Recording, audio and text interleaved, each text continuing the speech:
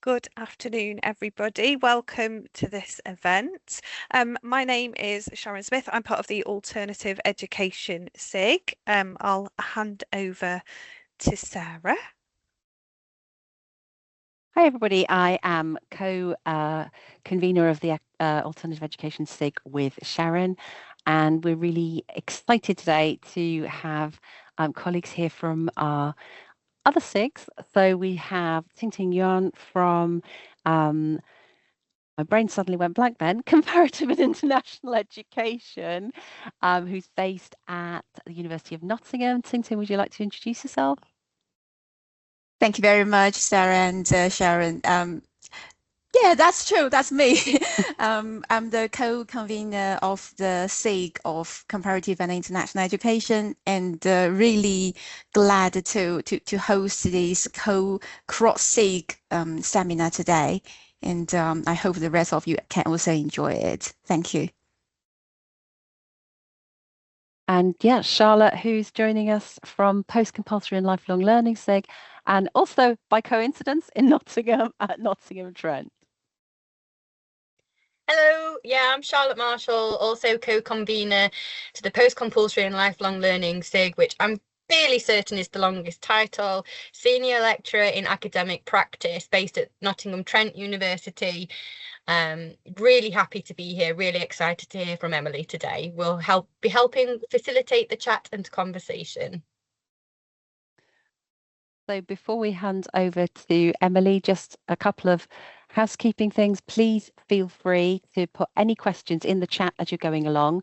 So if something pops into your head and you think, oh, I'd really love to know more about that, just add it to the chat. And then we might invite you, or we will invite you later after Emily's shared with us, to maybe expand a little bit on your question, and Emily will take those questions. We're really looking forward to that discussion developing.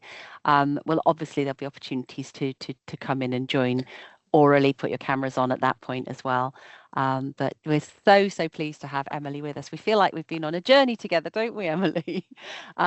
Sharon and I were absolutely thrilled when Emily's presentation was at, I'm thinking Bera Wera, so in 2023, wasn't it? And she won. 24? 24? Yeah. Oh, yes, so 24. It's all right. My brain is... Stop adding years to my life, Sarah. 2024, I take it back. And yeah, so Emily won our Alternative Education SIG Best Presentation Award that year. And we've been following her progress and through successful Viva defense and publications and other conference presentations ever since. So I think we're probably ready to hand over to Emily, unless anybody else wants to pitch in before I do so. Over to you, Emily. Oh, great. Well, thank you so much, Sarah. And yes, I know it feels like such a long time ago, but it's wonderful to be back and wonderful to be with everybody here. So I guess I will start by sharing my slides, get things all set up, and we will get underway.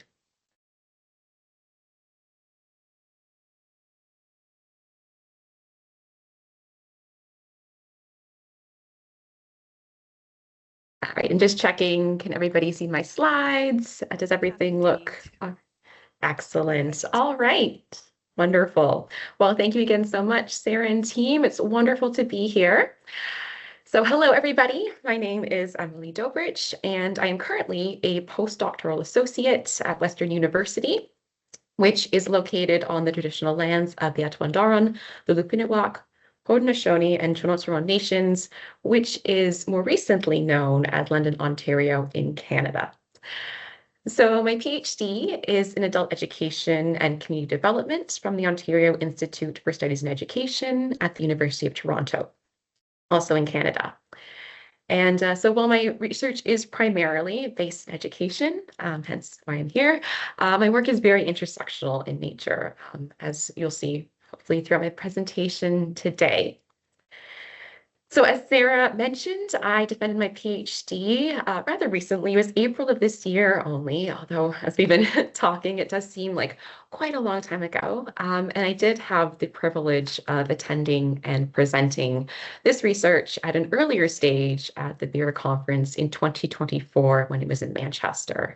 And it definitely was a wonderful experience and was very instrumental in helping me prepare for that viva.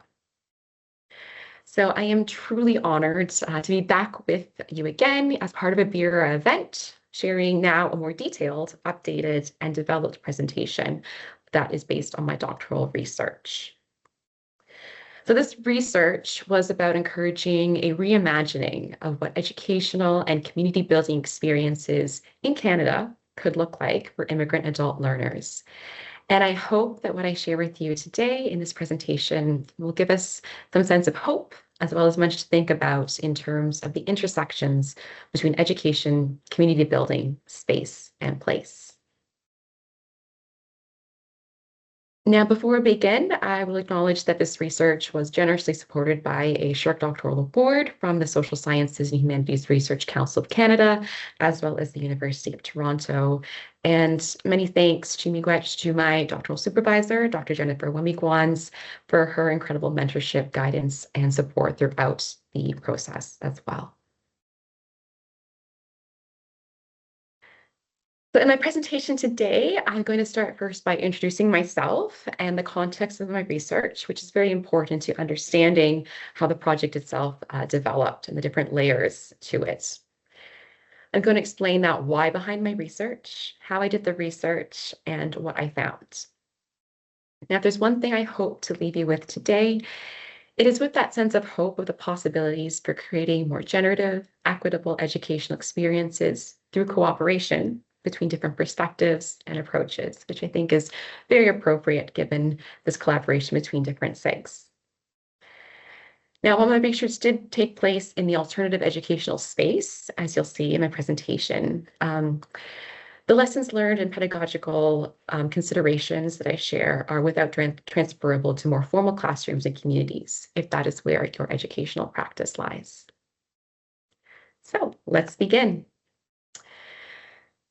So Indigenous academics have a research method called self-location. It's very similar to giving your positionality.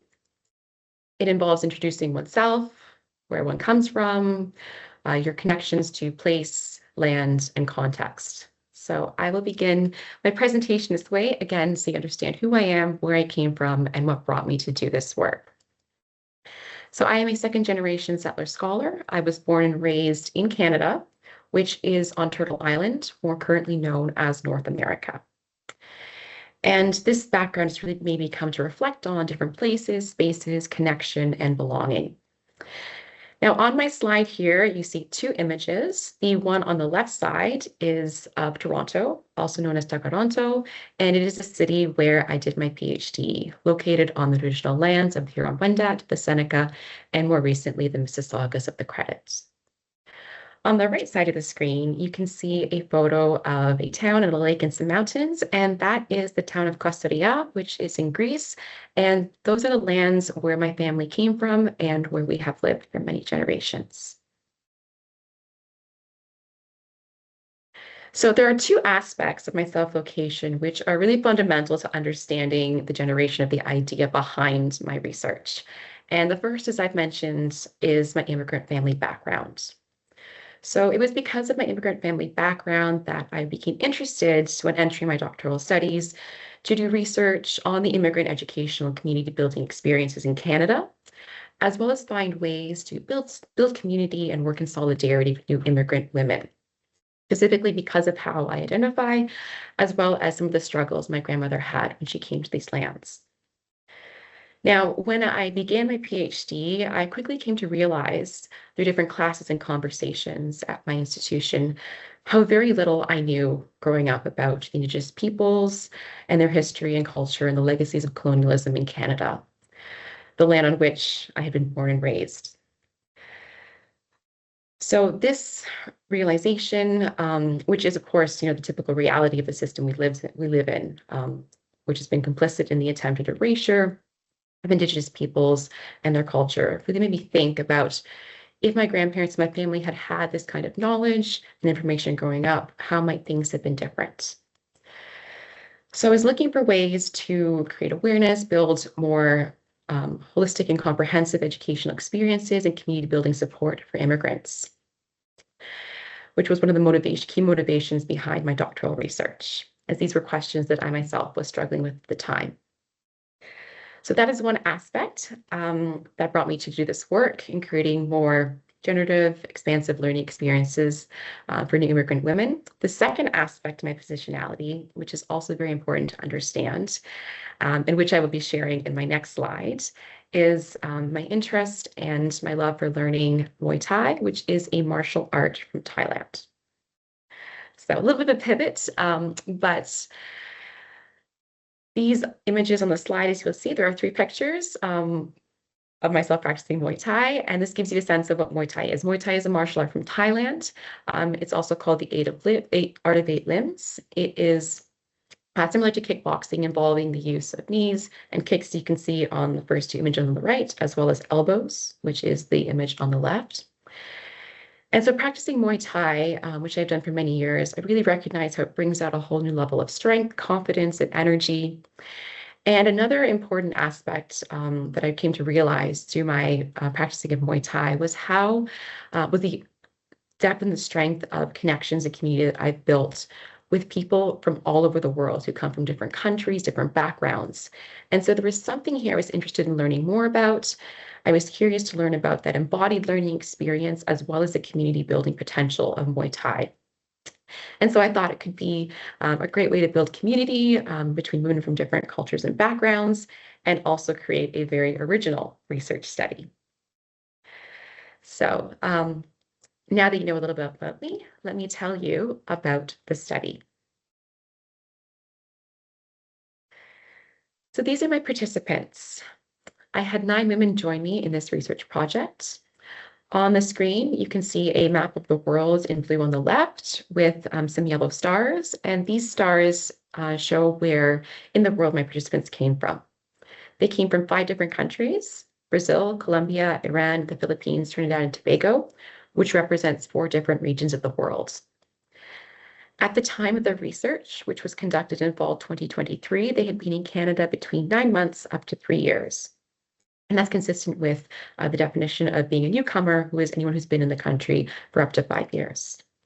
As you can also see from the column on the far right-hand side, they came from a variety of different racial and ethnic backgrounds.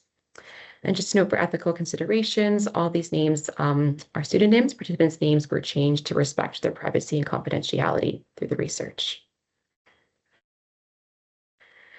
So now I'm going to share with you a little bit about the context and the background of Canada and the immigrant education experience as it is today.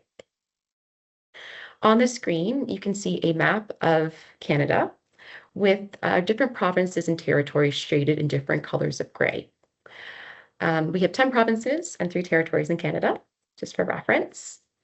And when I found this picture, it really made me think a lot about space and place, and more importantly, the demarcation of space.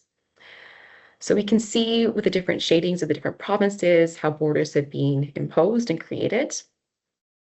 And if we really stop to think about borders and how they shape the world and the spaces we live in, we can start to see how arbitrary they are.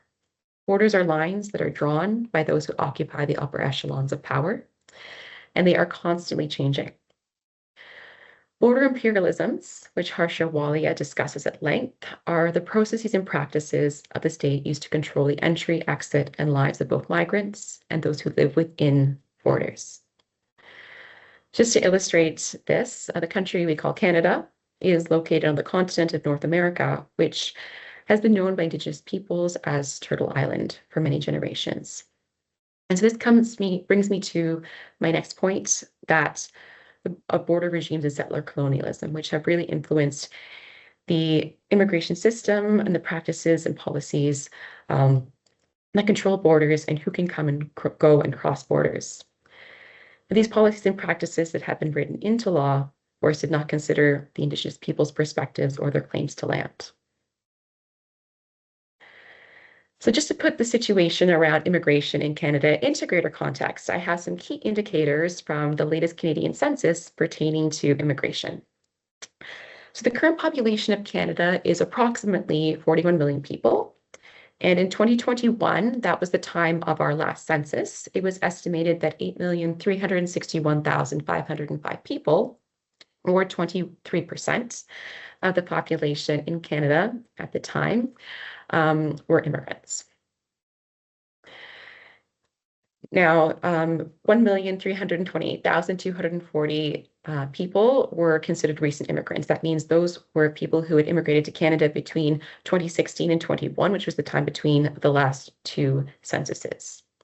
And of that number, 683,335 were women and 644,905 were men. Also within that group of new immigrants, 64% of those immigrants were between the ages of 25 to 64. So what do these numbers tell us? Well, first off, we can see there's slightly more women who are immigrating to Canada than men. And we can also see that a lot of the immigrants are adults. And so this is a demographic that my research really focused on. I was interested in working with new immigrant women coming to Canada. Now, in Canada, as well as around the globe, there is a recognition that there are increasing number of women who are becoming migrants for employment-related purposes. We also need to recognize that the migrant experience is impacted by intersectional factors, such as gender, race, and social class, which through research have been observed to make women's immigration journeys more challenging and more precarious at times. And so this awareness really reiterates the purpose of my research for reimagining more equitable and sustainable education and community building experiences for immigrant women. So what is it like coming to Canada, and what are the educational opportunities available? That's what I will be talking about next. So there are many great scholars in the Canadian adult education field that have come before me and have showed through ongoing research that current initiatives in adult education for immigrants in Canada focus narrowly on language training, early settlement support, and employment counseling, with the objective to fast-track immigrants' integration into the Canadian labor market and society. Now, a lot of the logics that underlie the current mainstream training and educational practices available to immigrants are those of definite colonial education models that constantly find immigrants lacking the necessary skills and capacities. Our current processes and practices of immigration, education, community building are not serving us well, and that is becoming clear on the ground, as well as through higher levels of government and policy. In 2024, the Canadian government actually released an updated 2025-2027 immigration levels plan with the overall objective of decreasing admissions by 5% because of the recognition of the challenges on the ground related to settlement. So it's very clear that there are problems and the current approaches to settlement are not working and change is needed. Some of the recommendations that come from the field include decolonizing of lifelong learning experiences to promote social justice. And there is also an important recognition of the need for more education about the traditional lands, the responsibilities that immigrants have coming to these lands. Since initially doing my research before conducting my PhD research, I'm happy to say that there has been some change in this area and there's more education being made available to immigrants about the traditional lands and Indigenous peoples, but we still have a long way to go. So essentially the problem that I addressed in my research was confronting a very inequitable, difficult, and unfeeling colonial immigration education system through developing and evaluating more equitable alternative educational opportunities. And so in my research, I chose to explore theories of embodied learning and whole person pedagogical approaches as a means to create more equitable, supportive, and generative learning experiences for immigrant women learners. Before diving more into the approach, I wanted to share some of these words from my participants. And this quote that comes from one of my participant interviews, it really emphasizes the why we need more supportive and generative learning experiences. I asked everyone before they joined the research about why they wanted to join, what they wanted to get out of this project. And so these words from Katsa, one of my participants, really shows It makes me reflect about how hard it can be to move to a new country. It's hard to leave your home, having to deal with that sense of nostalgia and that longing. It's hard when you arrive, when you're trying to make your way and build a new life in a country that's unfamiliar to you. And so this is what motivates me, and this is why we need to do more to improve the quality of support through education and community building efforts to make places and spaces more welcoming and supportive of the immigrant learning experience. So the value of embodied learning. So introducing you to what I mean by embodied learning approaches and the difference that they can make in educational spaces and places. I thought it would be appropriate to first take a look at the current neoliberal standardized approaches to education that we have been talking about and compare and contrast in this sense. So on the left, on my screen, you will see some characteristics of the standard educational approaches that many of us are probably familiar with.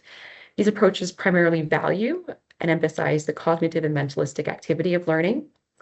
The only concern is for the domain of the mind. We can see this in how we come into our classrooms. We sit at desks or in lecture halls for several hours at a time, looking at screen, listening to instructors, writing down notes. And this status quo or standardized experience really comes from colonial education approaches and systems, which again have focused on the demarcation and the manipulation of space. And of course, this is not singular to the immigration experience alone. I'm sure again many of us can relate to this kind of approach in education in different contexts. So through this lens, mind and body are seen as separate, and the mind is considered superior to all else in the learning process. These kind of approaches value objective, rational, and cognitive methods, of course, which have their place, but aren't necessarily the only ways in which we can learn.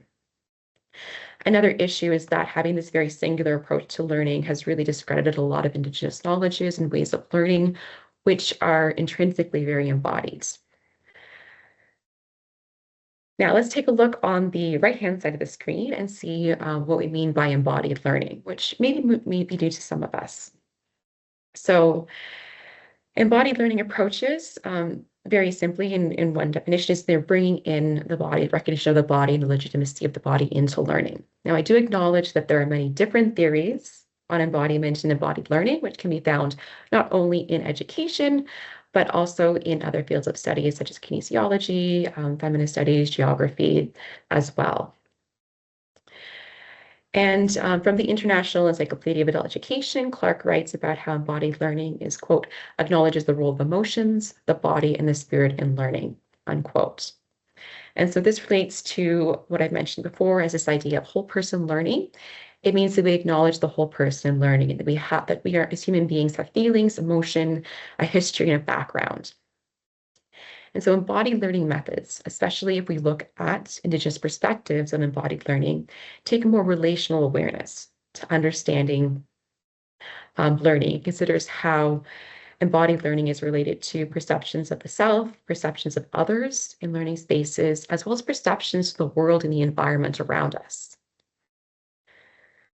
Especially if we are looking at ways to develop a relational awareness of place, as I was hoping to do in my research, and building confidence and connection with each other through deeper community building, we need some level of deeper learning and engagement with each other and with the world. And so that's something that an embodied learning pedagogical approach really has to offer us.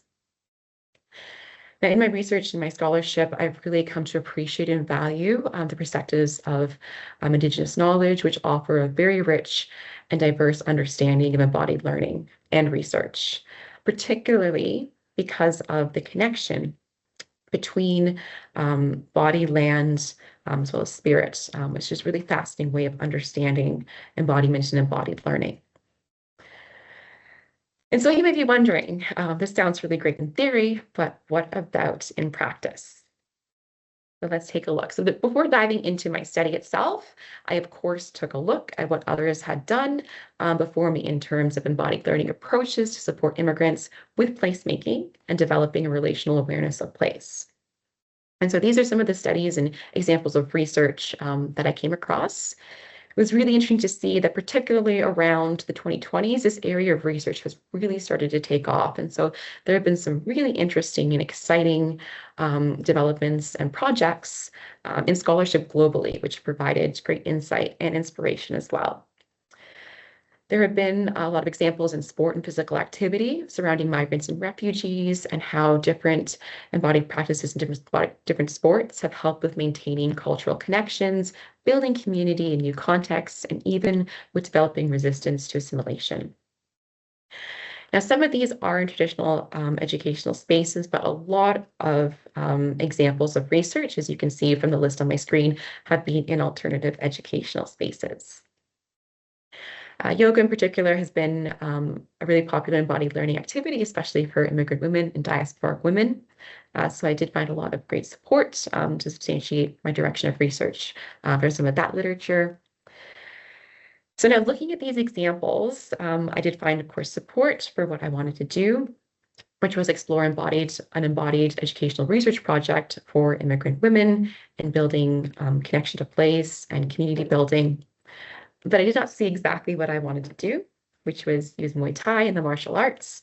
And also a lot of these examples, while they do really provide evidence for the positive educational impacts of embodied learning methods, they did not explicitly refer to embodied learning as a decolonizing praxis, which is how I approach it in my work. So in short, the research aims for my project were first to develop a strengths-based pedagogical approach for newcomer education that shifts away from colonial and deficit logics using embodied learning practices. And second, to explore the impact of embodied learning on enhancing immigrant women's self-determination and situated solidarity building. So here's what we did in the project. I developed this pedagogical approach. We had 12 sessions in total throughout the project. They took place twice a week for a total of 6 weeks. Each session followed this format in general. Sessions were approximately 2 hours, as you can see. There were 5 different activities, which can be grouped into 3 phases. And I'll quickly explain each of the activities so you have a better understanding of exactly what we did in the sessions. So first off, we had a land acknowledgement. And a land acknowledgement is a practice we do in Canada for acknowledging the traditional lands on which we gather. It's done very frequently at the opening of major events. And so I thought this could be a good activity, again, just to ground the group, as well as get participants thinking about the land on which we were gathered. We then did what's called an opening circle check-in, which comes from is based upon circle pedagogy, which is an Indigenous method for sharing community building. And what this involved was we gathered in a circle and everyone would have an opportunity to share any thoughts or feelings, how they were feeling in that moment with the group. And so after this first phase of the opening introduction, we then went into a Muay Thai practice. So as I mentioned, Muay Thai is a martial art in Thailand, similar to kickboxing. And so we had about 45 minutes engaging in that physical activity. Following the Muay Thai practice, we would return to our circle discussion and have a more in-depth discussion, which involves both the practice of reflective journaling, which is done individually, as well as a group discussion. And then lastly, we had a closing circle checkout, which is very similar to the opening. Again, going around our circle, everyone had the opportunity to share their thoughts and feelings in that moment. And that is what would conclude our sessions. So throughout all these activities, every participant had the right to self-determination, and that was always prioritized. So participants could always pass on an activity if it didn't feel right, or pass on a question, or request an alternative to any of the activities listed throughout the session.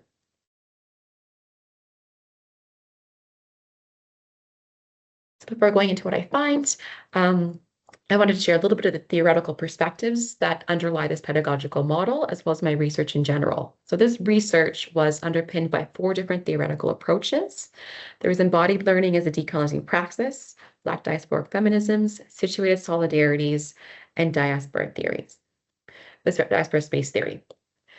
So embodied learning as a decolonizing praxis includes and was derived from a theoretical work by Dr. Roxana Ng, who was a former scholar at my institution, as well as Indigenous perspectives and embodiment. And this approach to understanding and learning, embodied learning, sees learning as the integration of mind, body, emotion, and spirit in the construction and the pursuit of knowledge. And so it's really looking at this integrated approach, again, acknowledging the whole person in learning. Again, returning that sense of wholeness, and that is the approach to making it a decolonizing praxis. I chose to work with Black diasporic feminism as a political choice because of my deep respect and conviction that centering these voices is so critical for leading the way towards dismantling white heteronormative patriarchy and colonialism in a collective way. Situated Solidarities comes originally from the work of Nagar and Geiger, also coming from feminist theories and perspectives, and it's a particular way of understanding solidarity based on partial synergies. So what this means is we find points of connection where we agree and we are similar, but at the same time, there's a simultaneous understanding and recognition and respect for our differences. Diaspora space theory is a theoretical construct that comes from the work of Avtar Bra, and it encompasses the idea of diaspora as well as border and the politics of location.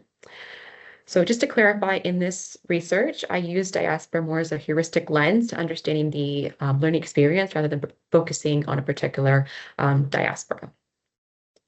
So that was really helpful for understanding, again, how people and populations have been displaced from a country of origin to a new community. And then there's this maintenance of culture and community connection.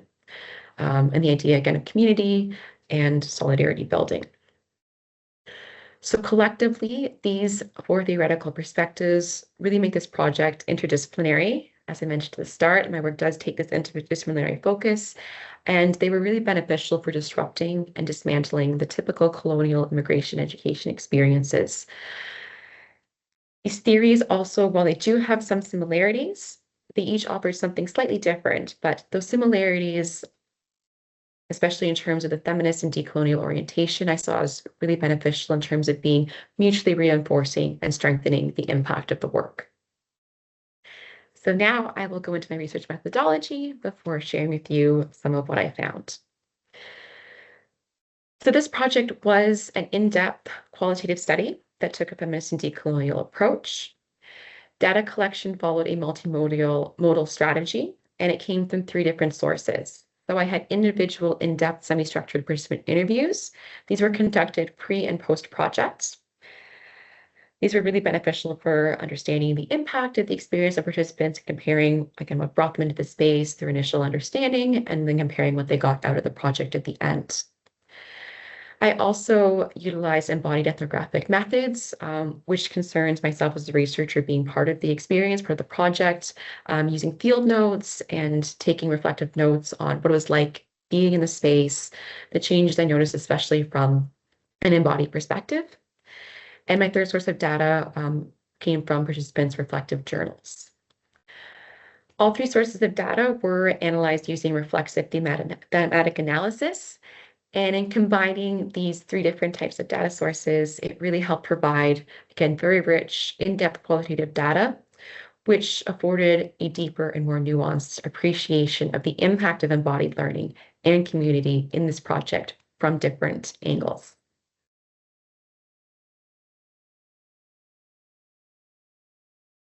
So now that I've shared with you a little bit behind the research, why I did this research and how I did it, let's take a look at some of what I found.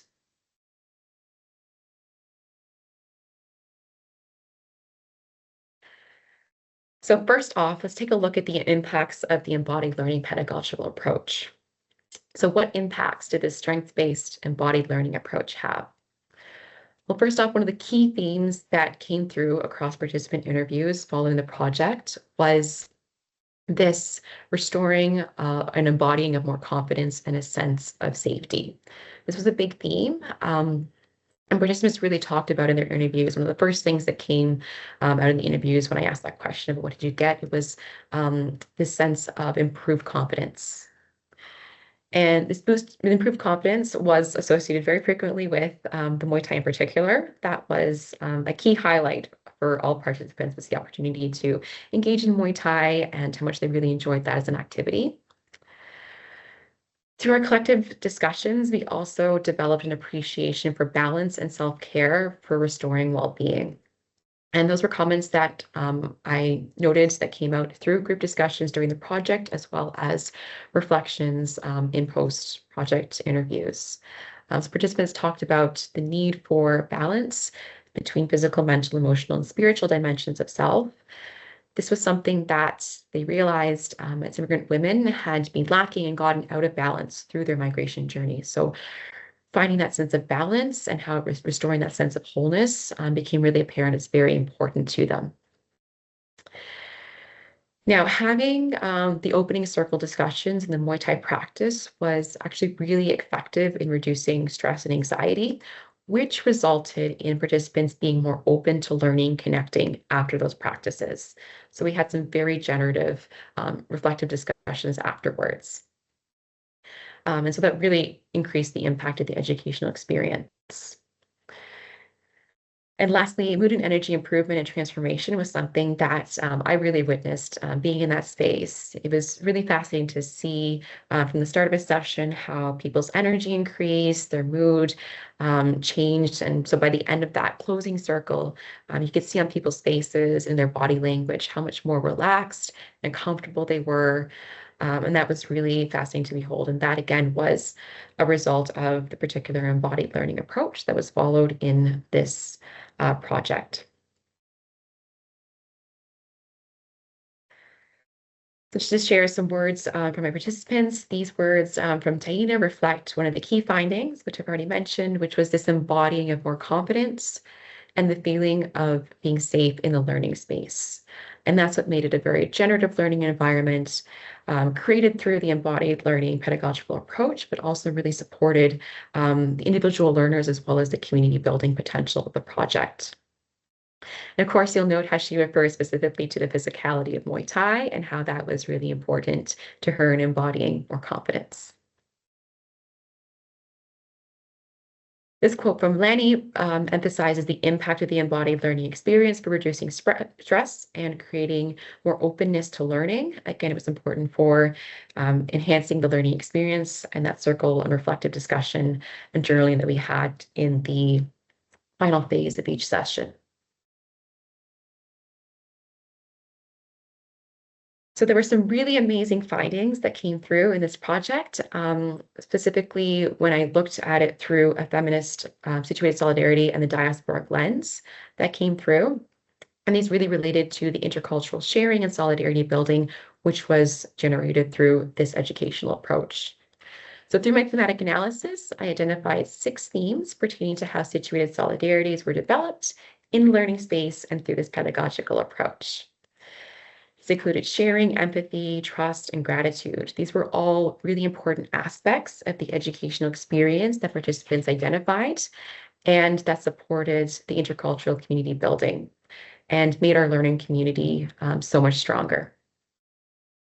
Furthermore, when I looked at the findings through Raw's diasporic space theory, it really helped explain the impact of the collective learning space, understood as a diaspora space, and how people from different cultures and backgrounds were able to come together, and how through the pedagogical approach, there was this contesting of boundaries of inclusion and exclusion to create deeper levels of solidarity, making space, which was important for making space for different ways of seeing the world and openness to different cultures and perspectives, which again was very generative for our intercultural community building.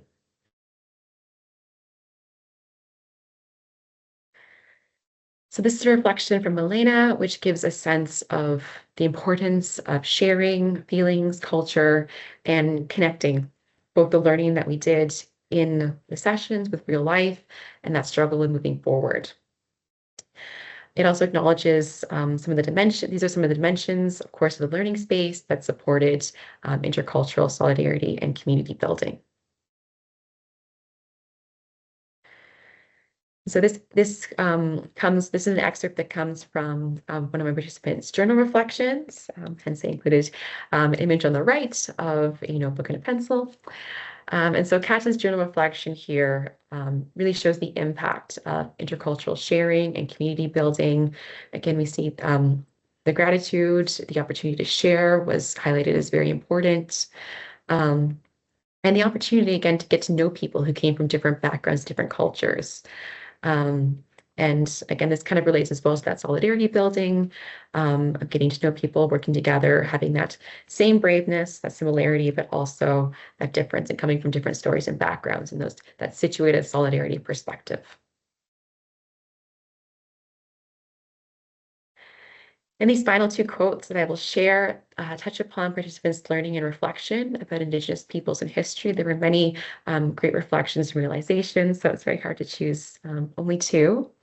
But really, what really came through in a lot of participants' responses, both in their journal reflections as well as post-project interviews, was this greater appreciation and respect for the presence of Indigenous peoples, this desire to learn more, and how this learning was transformative for their relational understanding of place, both for themselves and staying true to themselves and their cultures, as well as knowing more and understanding where they had come to.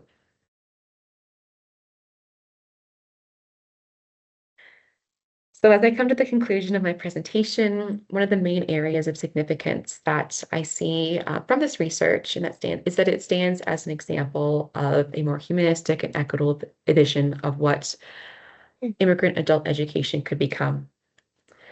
In these times more than ever, I think we need examples, experimentation, creativity, and imagination to develop other ways of maintaining collectivity and appreciating the interdependency of all life.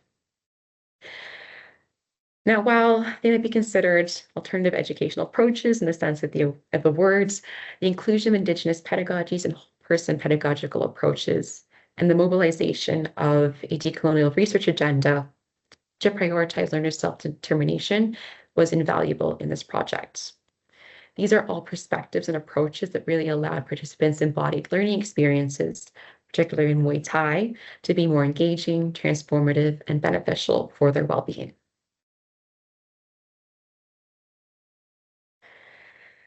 So of course, one project is not going to change the system overnight, but with more and different examples and findings and the creation of spaces and places for inspiration and hope, we really can build momentum towards more equitable futures. We have to, of course, understand and be critical of the current issues, but also be open to exploring new directions and approaches.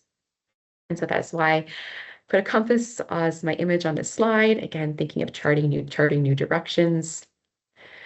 We really need ongoing research to explore more diverse, culturally respectful, community-oriented learning experiences that honor the voices of immigrants, their perspectives, and their self-determination. As my research shows, providing collective spaces where learners felt supported and could connect openly and honestly with one another was meaningful and helps to build participants' confidence, which was invaluable. These implications in future research are essential for establishing intercultural understanding through border crossing, solidarity building, which I argue is critical for reimagining our educational systems and the world we live in. I think that in this virtual space, in this event, this collaboration between the Alternative Education SIG, the Comparative International Education SIG, and the Post-Compulsory and Lifelong Learning SIG, we are doing just that. We're broadening and deepening our collective understanding and generating intersectional dialogue. So if you are interested in more in-depth reading about the study, this is the first article I've had published based on my dissertation. Thank you so much, Sarah, for the invitation to be part of the special issue on alternative education in the Journal of Quality Education for All. So you can look it up. You can scan the QR code to find the link, but it is available as open access. And with that, thank you all so much for your attention, this opportunity to share. I look forward to our discussion, to hearing your thoughts and your reflections. And if you have any further questions or want to connect following this session, this is my contact information as well as a QR to some links, researcher profile links. So please feel free to reach out. Thank you all so much.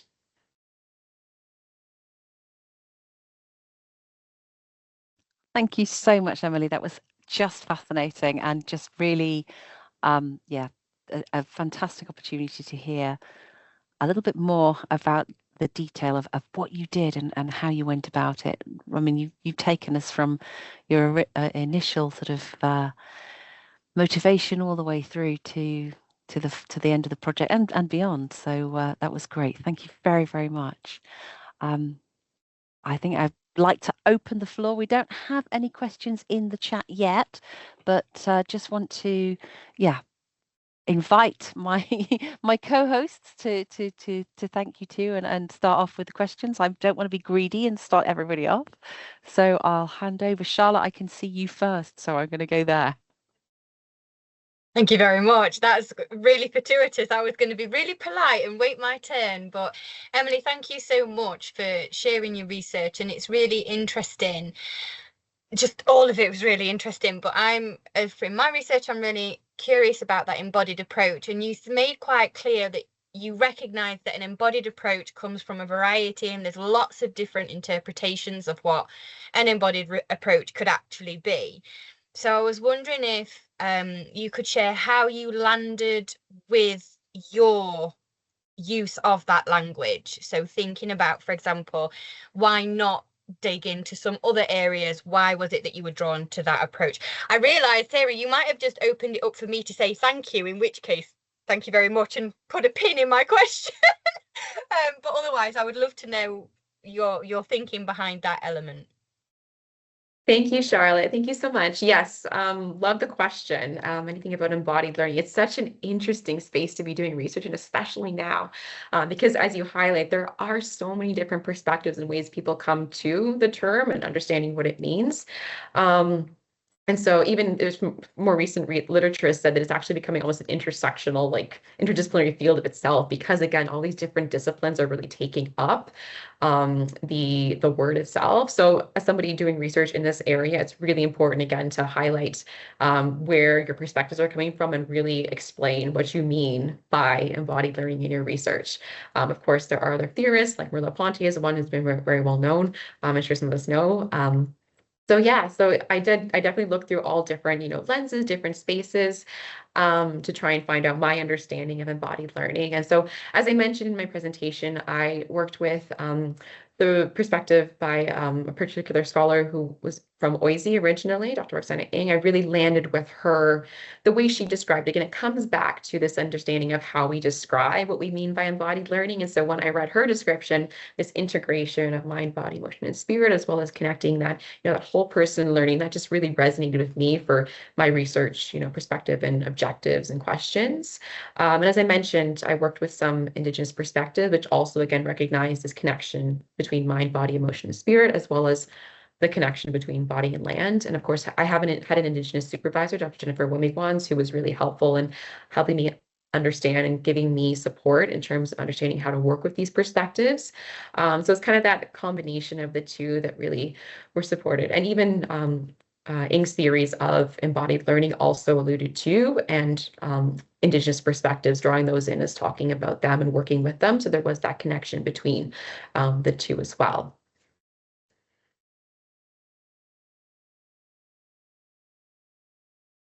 Great question, great answer. I was going to invite Ting and Sharon to say thank you too, but Charlotte has very bravely set us off with our very first question in the chat. Charlotte, would you like to turn your camera on and come online to ask your question yourself? Do feel free to do so if you would. If Different not, obviously. Charlotte, not this one. Yes, not this Charlotte. Hi, sorry. Charlotte Ajamale Evans. Yeah, please. I'm losing my voice, so I'm not overly well, so apologies. But yeah, I was just wondering if the participants had the opportunities to actually connect directly with the sort of Indigenous people, whether that kind of journey continued, or whether it sort of did stop just with the conversations. Thank you so much, Charlotte. I hope you feel better soon. Thank you for this question. It's a really great question. And that was something, in writing my dissertation, I did recognize as some of the limitations, something I would have, if I could go back and redo the project, that is something I would love to explore more, is actually how to really connect with Indigenous peoples on the lands. It wasn't something that I necessarily did in the project. I found that a lot of my participants coming into this project really had no knowledge at all about Indigenous peoples and connections. That was something that in pre-project interviews became very apparent. Most participants did not know about Indigenous peoples, and even those that did know had a very sort of shallow understanding. It was hard. They expressed how it was hard to be able to find those connections. They didn't know where to go. So that is an area that really needs some ongoing and future research, especially in the community where I did.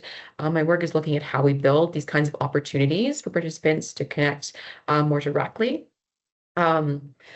with Indigenous peoples and learning from them. There has been recently some, initial community events that have been happening in community centers in the community. So it's great to see bringing together newcomers with Indigenous peoples to learn about culture and build those connections. And some of my participants, yes, were very interested in continuing the learning journey. That was across every single participant was really interested in learning more. They recognized at the end of the project, they really recognized how little knowledge they had coming in. And there was this eagerness to learn more.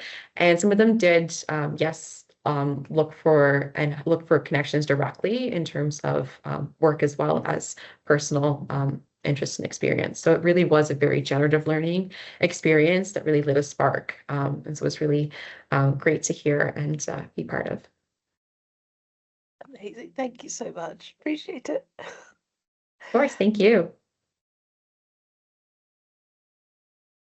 I feel terrible for making you speak now, Charlotte. I'm very sorry. Okay, before I get greedy, I'm going to pass over to Ting Ting. So if there's anything you would like to explore before handing over to Sharon and then yeah, hogging some time. Thank you, everyone, and hope the unwell Charlotte get well soon. Really nice, and I was very excited already when I heard about this seminar, and got a lot to say. And I really enjoyed listening to your presentation, Emily. And I got a lot in my mind now. I also made a lot of notes, and really from an international and comparative education perspective, I didn't say in the very beginning because my area is very much related to international development, for example, educational aid. But that's also related to how we understand norms, power relations, and decolonizing education. So I think your study contributes to a couple of key themes in comparative and in the international education field. First of all, I think that's quite interesting when we talk about decolonizing education. For example, when we talk about comparative and international education, we always want to decolonize the teaching learning process. But a lot of questions remained.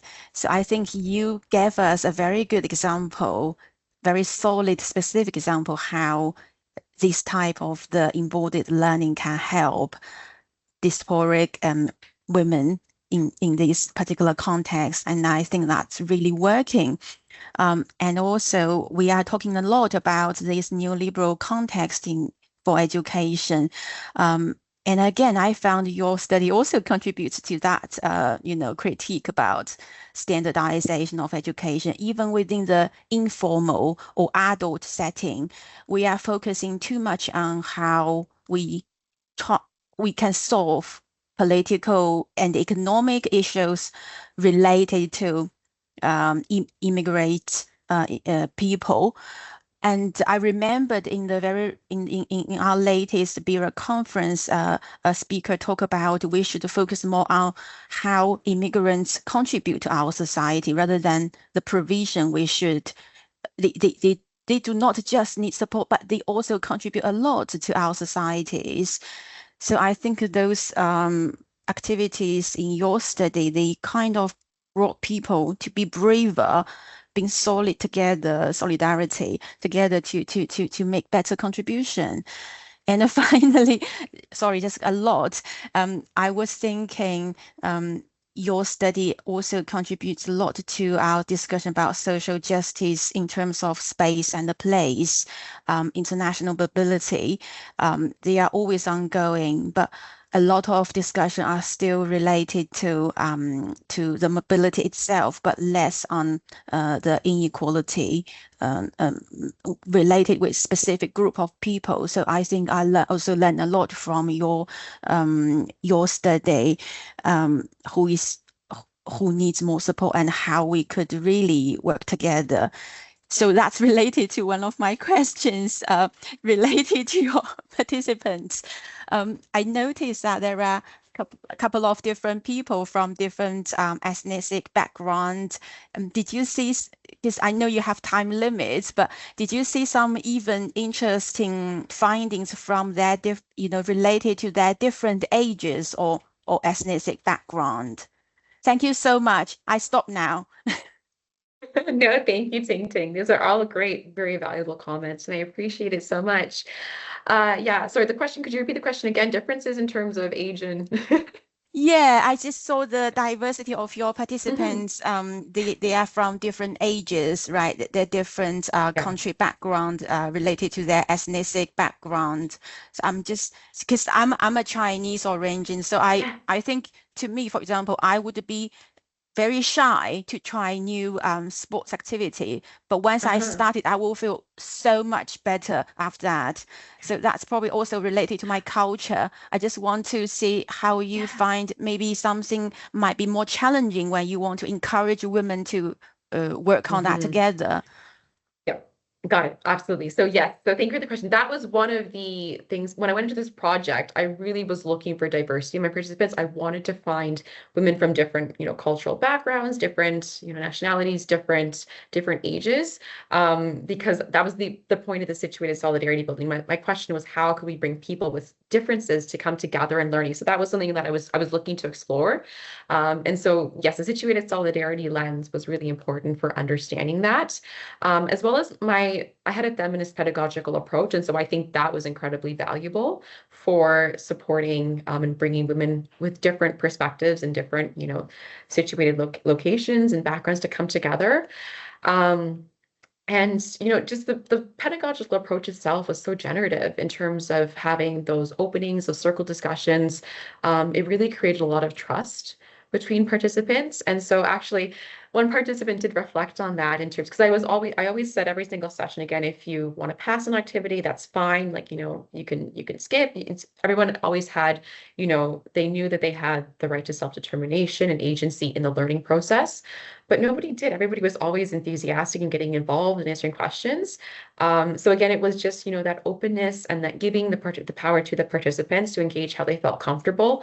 And really, with every single reflection, every single discussion, I always made that the emphasis being on speaking from their perspective and their situated perspectives. So again, that gave that confidence and that bravery to be able to contribute, because this is how I see the world. And that was really exciting for participants because, as one participant reflected in an interview, there was that sense of collective co-creation of knowledge. And so while we might have a reflection on a certain topic, around like land or decolonization, people came at it from different angles, they could also bring knowledge from their countries, from their homelands, to how they came to the reflective question. And then collectively, we just learned so much more. So, it's rather than reading something on our own and trying to understand it, we had these 9 different voices and perspectives.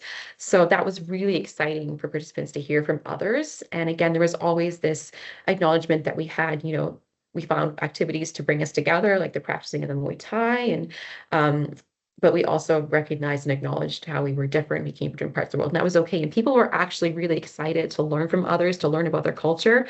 There was this sort of generative way of sharing.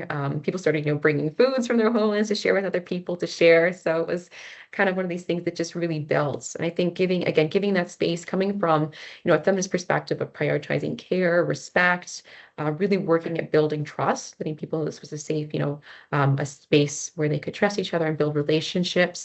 It was really important for that. I hope that helps answer your question.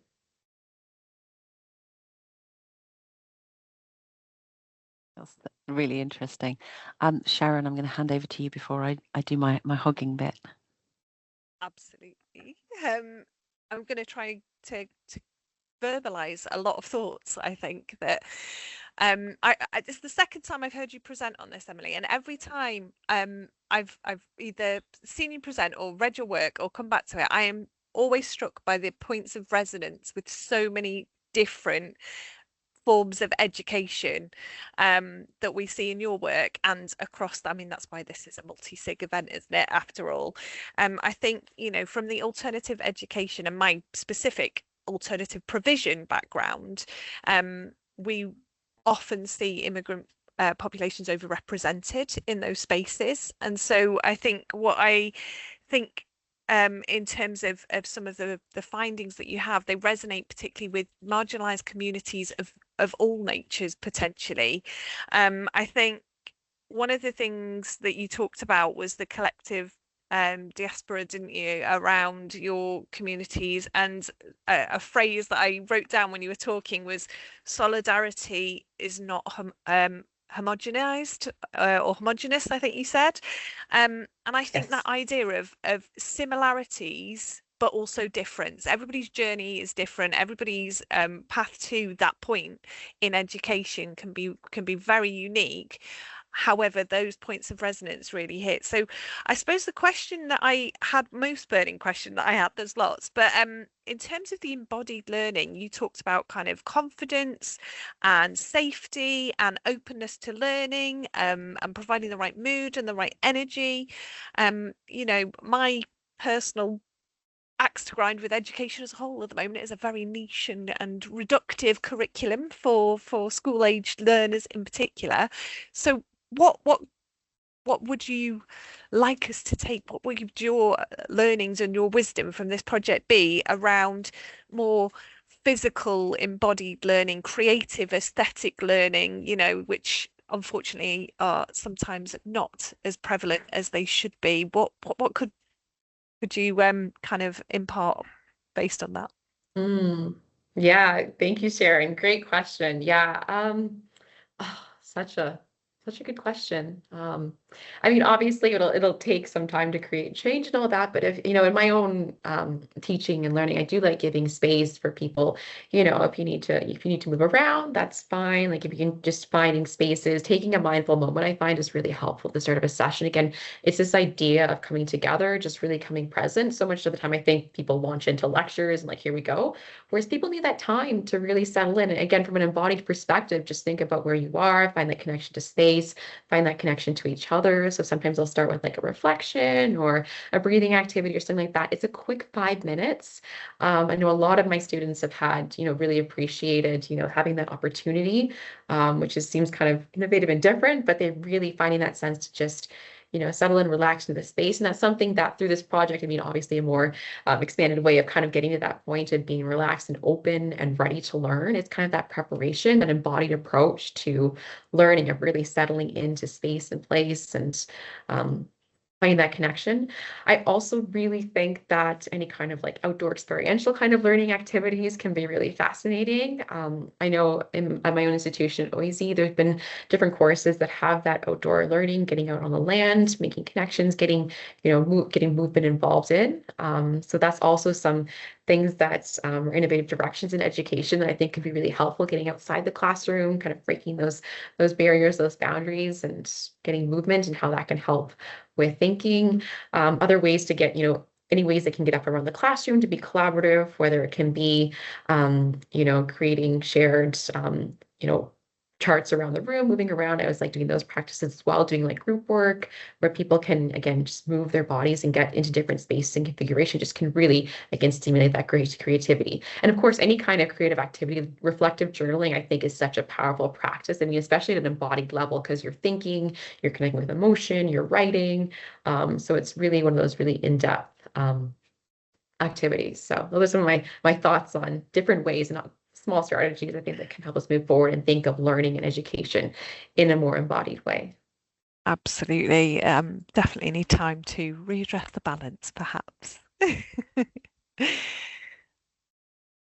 Go on, Sarah. You've been burning for it. Go I for know, it. I know, and I've been looking and I'm thinking, So I'm tinting patient. asked a question I was interested. You So know well what it's like? You've behaved. written down all these questions, and each of my questions quietly been addressed in some way. But again, I think like Sharon, I was really interested in this idea of situated solidarity, and that really got me thinking about how, well, I don't know, you sort of talked about it as this was one of your your frameworks really, and maybe just speak to that for a little bit and tell us how you combined these different lenses and what that meant for your research. I've got other questions, but I'd like to explore that for a moment, if I may. Sure. Thanks, Sarah. Yeah, when I first read about found the situated solidarity filming from Nagar and Geiger's work, I was just like, this is amazing. Because again, it's this idea. I mean, we can't always think, we don't always think the same way, and thinking that we have to agree on every single point. I mean, that's just not possible. So it just really allowed that sort of that duality, that connection between what we're finding similarities and shared interests, but again, the acknowledging respect for difference, which really I think needs to be promoted in different spaces. So there was such a potentiality there, especially because of my interest in bringing together women from different, diasporic and cultural backgrounds. The lens just made so much sense. And so, yeah, working with the different theories was, like I said, it was really interesting because they were mutually reinforcing in certain ways. And so there were, similarities that I could see and draw upon and use them to understand and really pull out, some of those deeper themes in terms of understanding this intercultural community building experience and what it worked, how it worked, why it worked. But at the same time, there were like differences in terms of, especially with, the diaspora lens gave sort of that really emphasizing, borders and politics of location. The embodied learning, you saw the connection between body and movement. So there were ways that they could speak to each other. And so really writing through and looking through with this lens, it just gave a very, very rich and understanding to address the themes I was looking for in terms of learning, connection, community culture, space and place. So yeah, it was really sort of that it's almost like an interweaving. And so as I find I was writing up the results, I was drawing on the different theories to really highlight and bring out. Thank you. Thank you, Marshall.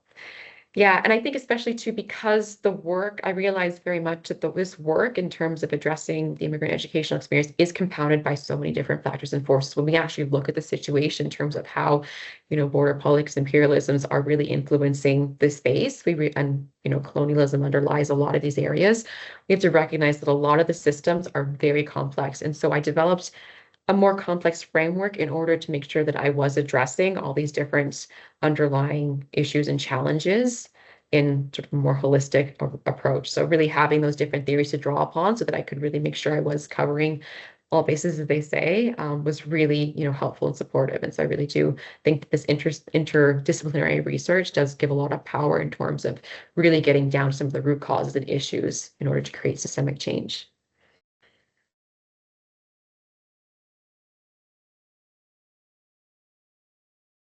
Thank you. My mouse had just stopped talking to Teams for a moment. No, just really fascinating. And I'm going to be really greedy and ask one more question before I hand over to somebody else to pick your brains a little bit more. But I mean, I guess in a sense, Sharon, I don't want to reword your question. So I'm going to not ask that question because it is Sharon's question in another framework. So thinking about all this amazing community building that happened and these connections that we recognize through the solidarity and the shared experience and all of that.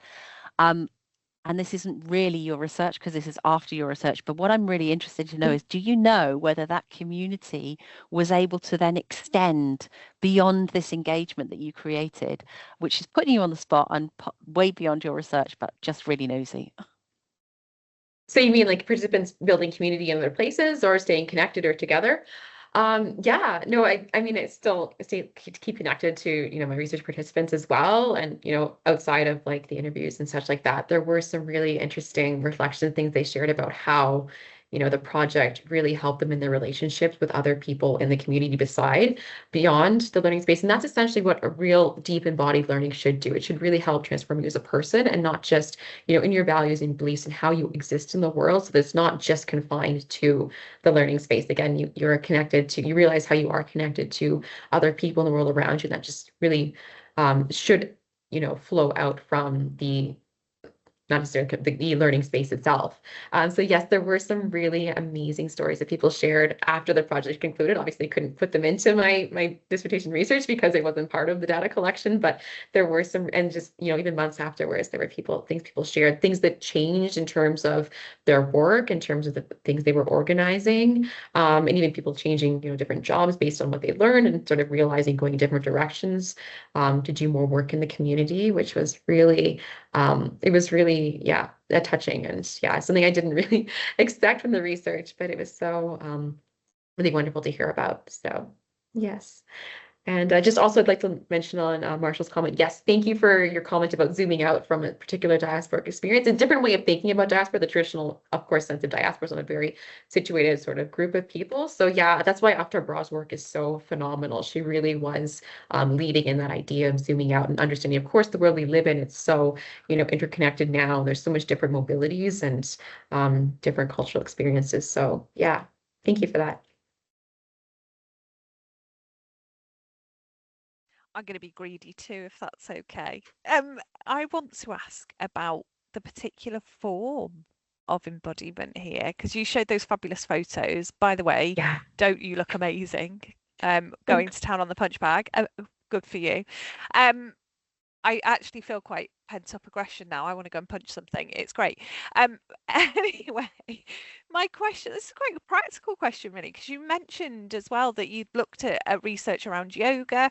So do you think that the type of embodiment is key? Because they're almost polar opposites there, aren't they? You've got a very relaxed form of embodiment through the yoga, whereas with a martial art, like I can see how that's very empowering and very physical in that sense.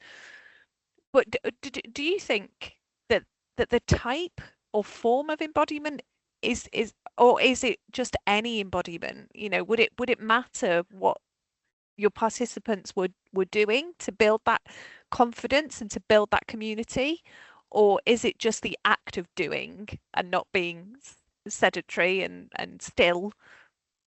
This Do you is have a a really view on it? great question. Oh, yes, I definitely have a view on this, Sharon. This is a really great Okay. question. Yes, and it is very specific.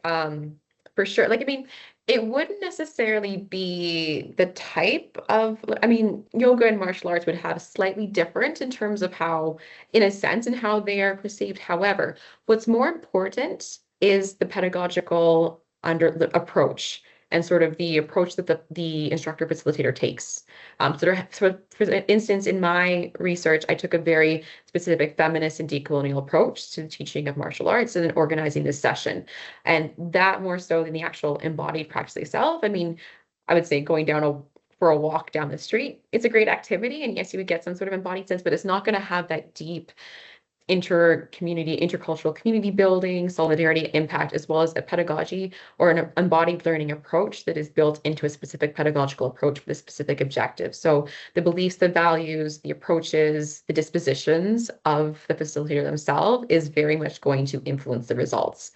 And we could go into talk about martial arts and the way, gender issues in martial arts, which is a whole other story. And obviously, what I did was very much different from what different spaces and some of the issues that have come out in martial arts studies literature could allude to in terms of, challenges in inequality and dynamics. So to answer your question, it is very much the pedagogical design as well as the dispositions and the values and practices of the instructor, the teacher, the educator themselves that really creates the experience and thus the embodied learning experience.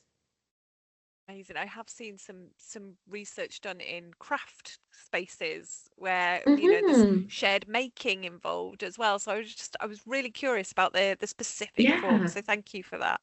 Yeah, for sure.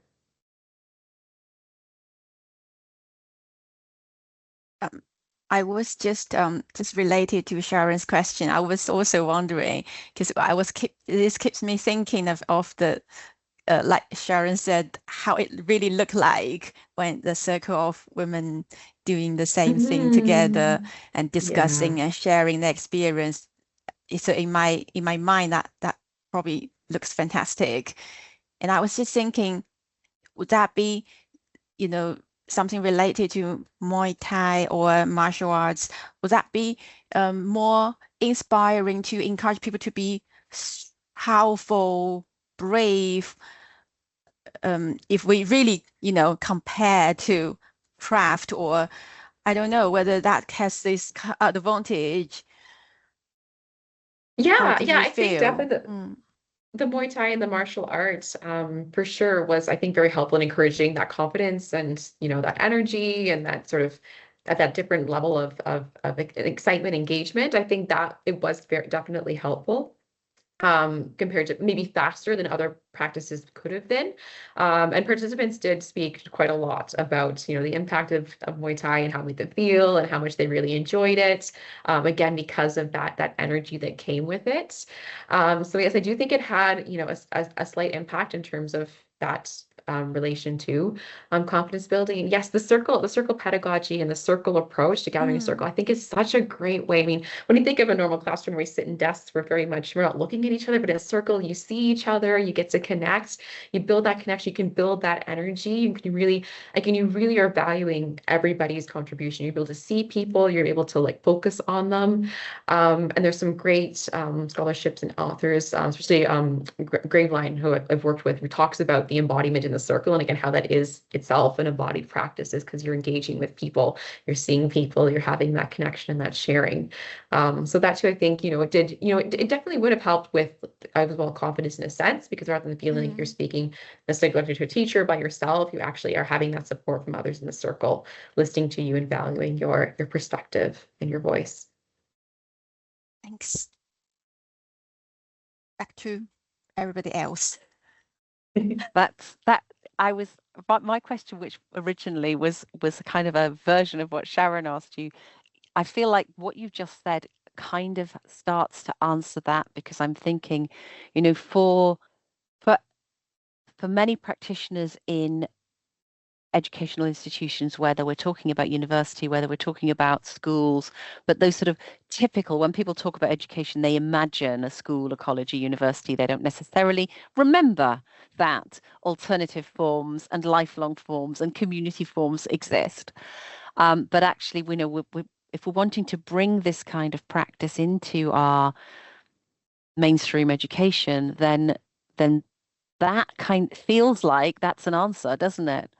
That seeing each other, looking at each other, doing something active together, whether we're meditating or just sharing stories or creating something, that it's a shared endeavor that has huge power. And I realize that was a comment, not a question, but it felt a little bit like an epiphany as you were talking, but in response to Tinsing. Yeah, no, thank you, Sarah. No, definitely. I know a lot of responses. The theme of sharing, the power of sharing definitely came through in the research, and how, how important that was in terms of supporting the learning and the community building. So I think, yeah, and definitely different ways that we can really engage and connect. I think that's so very much needed, especially in, very neoliberal competitive world that we live in, finding ways to share and connect and support each other. And looking for pedagogical ways to really encourage that is important. And Charlotte, I don't know whether you want to come back on the microphone with your voice, or whether you'd like me to read the question. She's asking about how accessible this is for people with disabilities. Yeah. So what could we do to ensure that everyone can be included? That's a great question about Muay Thai. So yes, definitely my research. I mean, I was focused on those who were able-bodied. That was part of the inclusion criteria, just because it was a university project. It's a good question. I'm not entirely sure about specifically Muay Thai, again, because it is such a very energetic and dynamic style of martial arts. I haven't seen any research that's been done. I know there is some research looking more into creating accessibility for martial arts. I'm not sure if Muay Thai would necessarily be the most appropriate example. But again, with facilitator training and again, really proactive construction of learning approaches, it could be possible. It's not exactly my area of expertise, it's something I haven't looked into at length, but it's a really great question, Charlotte. I think, again, it does take back to this idea of pedagogical reimagining, rethinking our practice, and of course, the most important thing is always keeping our learners safe.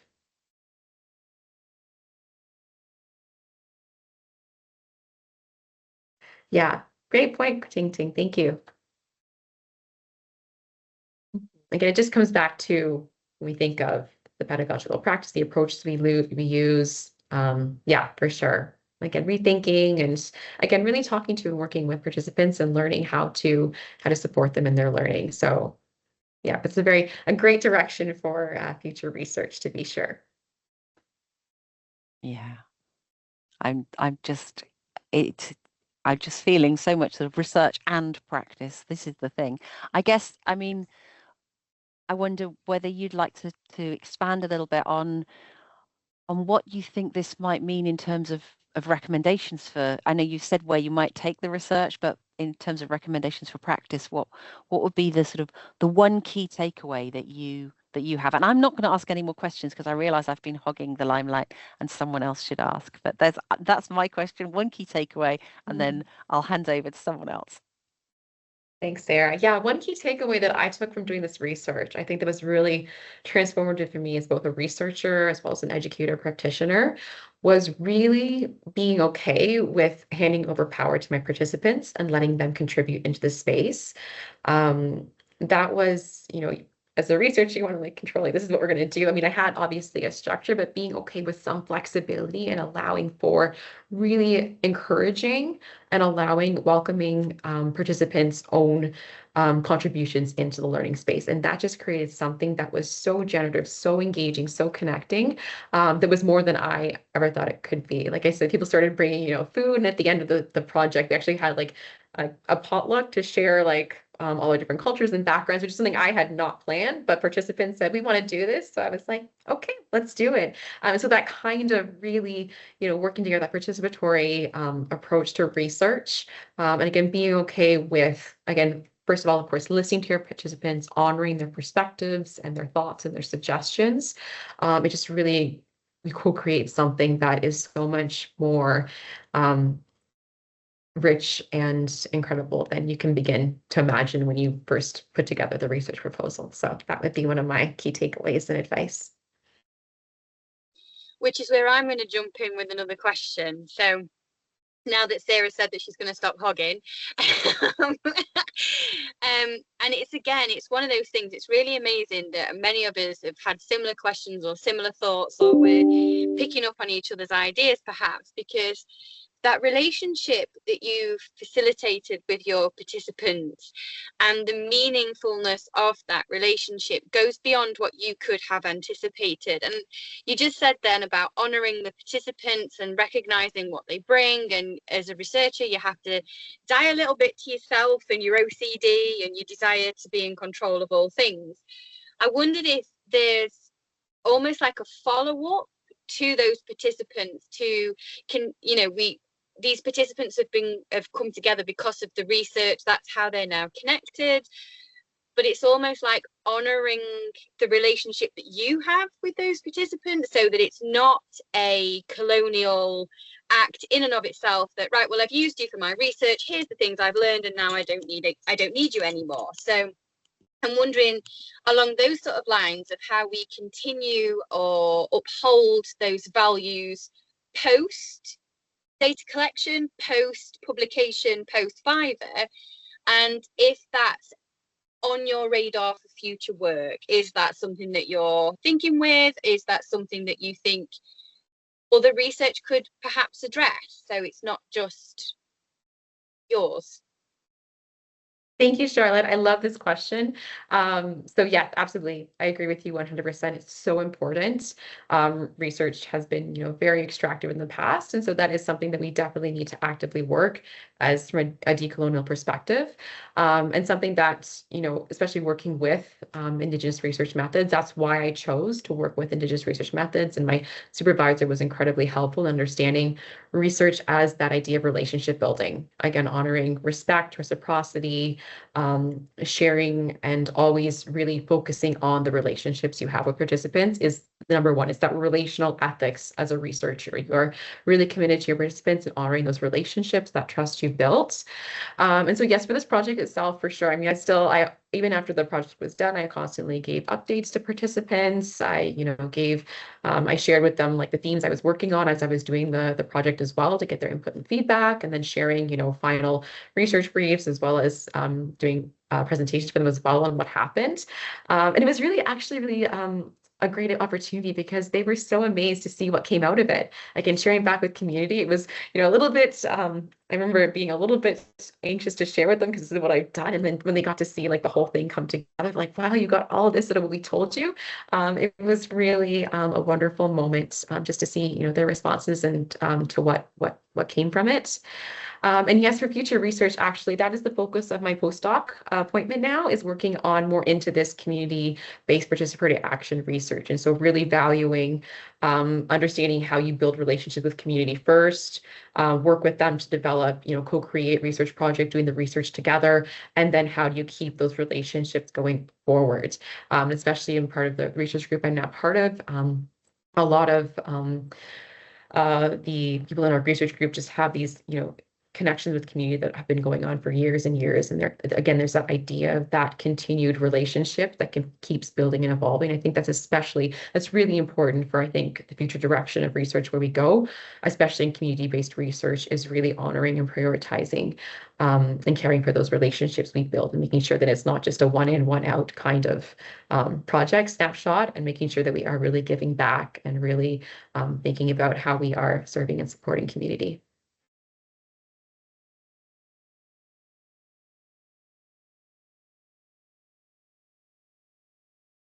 That was a really fab answer, and it feels like that kind of starts to draw everything together, doesn't it?